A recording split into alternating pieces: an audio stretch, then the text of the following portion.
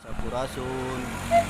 Ini adalah pohon hanjuang bersejarah ditanam oleh Mbah Jaya Perkosa, senapati terakhir dari Kerajaan Pajajaran zaman Pragamulya Surya Kencana. Ini adalah namanya daerah Kutamaya, bekas dari Kerajaan Sumedang Larang zaman Prabu Gesan Ulun.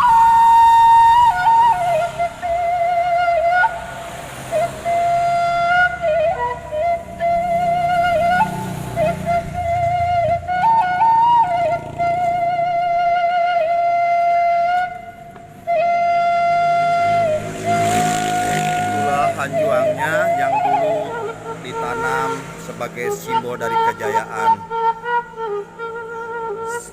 Pangeran Gesan Ulun yang ditanam oleh Mbah Jaya Perkosa ketika berperang dengan Kerajaan Cirebon waktu Pangeran Gesan Ulun mengambil putri Gadis Daya dari Bupati Cirebon dan konflik yang berdarah.